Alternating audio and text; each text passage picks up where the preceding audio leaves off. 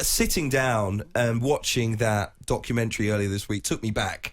It really took me back. And my feelings at the time around the case involving John Terry, the one that went to court, and just me as a young man thinking, I've seen this before, you know, there will be no guilty verdict at the end of this. And you know, I do vividly remember that we didn't hear much from you, and I know you've spoken to us already about that, but it brought me back watching those feelings, and of course I was not central to it, so I could only imagine what it was like for you and your family to sit and watch that documentary. We also heard from your wife and her feelings around, you know, she said, I don't really understand what you've been through because you know, she's not black. She doesn't understand that level of abuse and the things that you've gone through. And she wasn't overly keen for you to even make the documentary. So what was it like coming to that decision that you had to speak out? No, we had an honest conversation. And when talking about racism or racial incidents, you have to have an honest conversation. That's the only way you get past things. And we've done that. And my wife understood why I wanted to make this documentary now. It wasn't that she didn't want me to speak about racism or racial incidents. She wanted me to, but her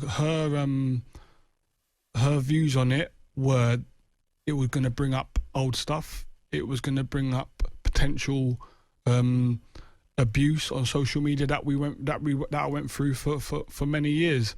And she didn't want to see me in a state that I probably was around the time. And listen, you have to understand that as someone, if you love someone, you don't want to see them go through pain and hurt. And she thought that was a potential that was going to happen.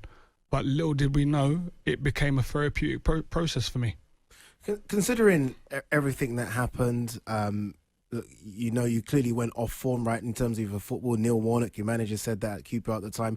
Do you almost, and this might sound silly, but do you almost wish back then, definitely not now, but back then, that it didn't happen? Do you almost wish that maybe that a family member didn't see John Terry say those words? Do you almost wish that never happened?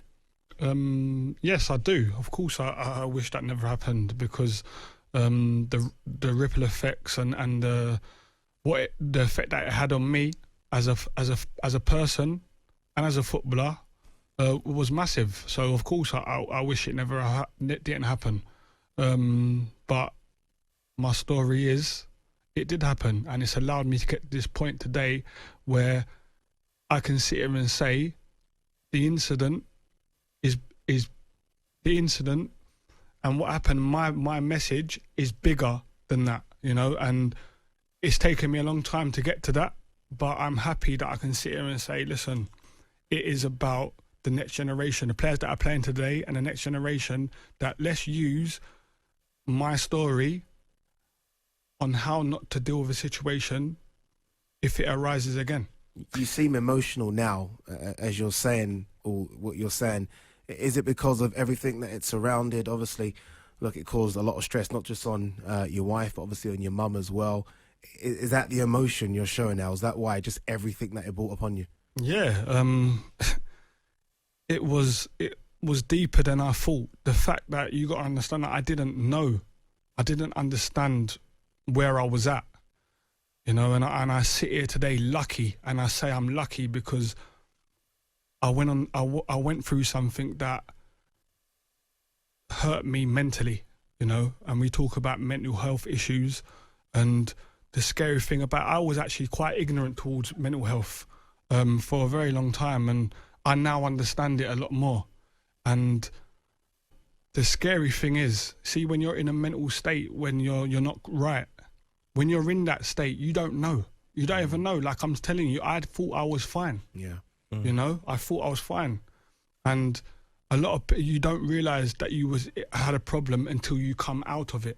You know, and I sit here and say I'm lucky because things happen to people when they're in that state, and then realising how deep it was for me and how much it really did affect me and my family. For me to have come out the other side, that's why I sit here and say I am very, very lucky.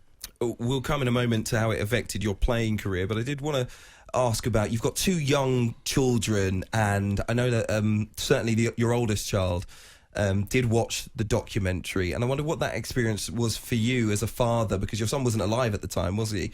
To see him and see him maybe understand you going through something so big in your life. Yeah, he's of an age now where Google's his best friend, you know. He's good on computers. He can read, he can write, he can type, and he likes to type my name in Google, you know. And 6-7 months ago, he started to ask questions. Dad, why is it when I put your name into Google, why is it that the first thing that comes up, especially when I go on pictures and images, the first thing that comes up is you and John Terry, you know, and there's a lot of pictures of you and John Terry, and you look like you're going to fight. Why is that? You know, and I was like, okay, wow, the time's come. So I just explained to him an incident happened, but I am making a documentary, and the documentary is for you, son, and for the next generation.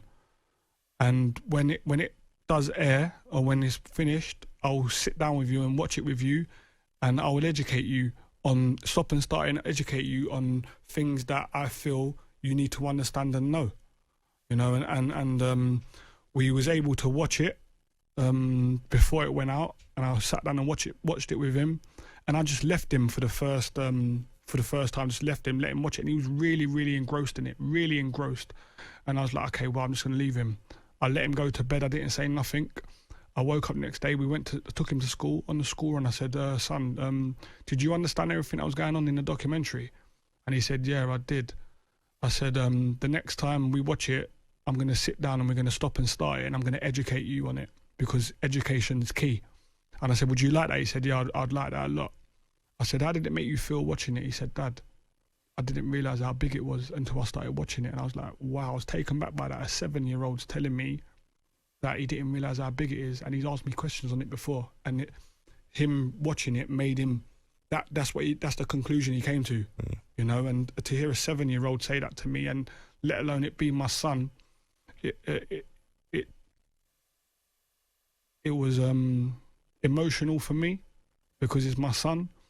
But I knew I was doing the right thing, you know. By it made it even more clearer to me that I was doing the right thing, because it is for him, it is for his sister, my daughter, you know, and it is for my nieces and nephews, you know, and my extended family, my cousins' kids. It's for them, as well as the next generation in football and in the world.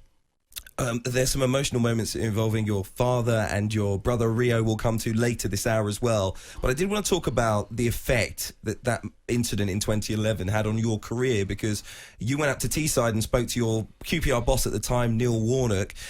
I'll come to his views on the FA shortly as well, but he did make a comment around changes that he noticed in you, and I don't think he revealed them at the time, but he said it was very clear that the incident had massively changed you.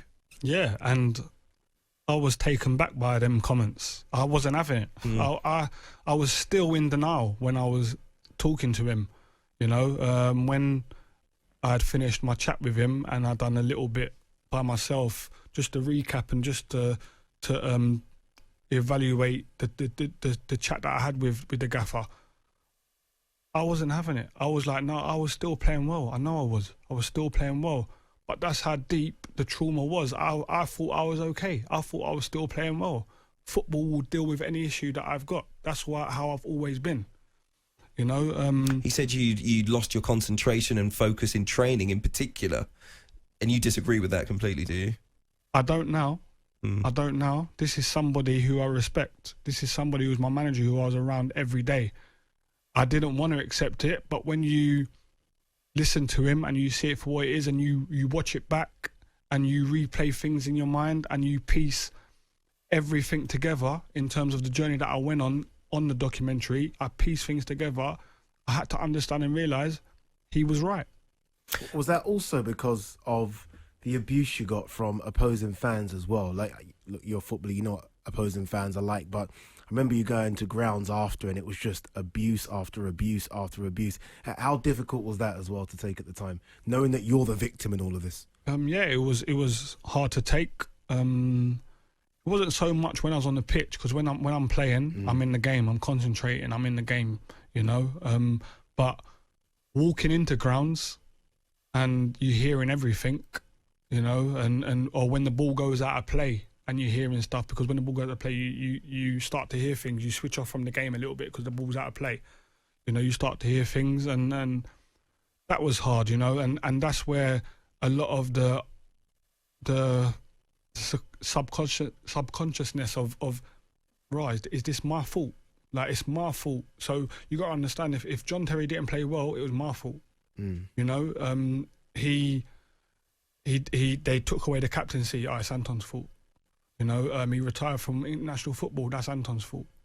You know, and that was the message to me everywhere I went.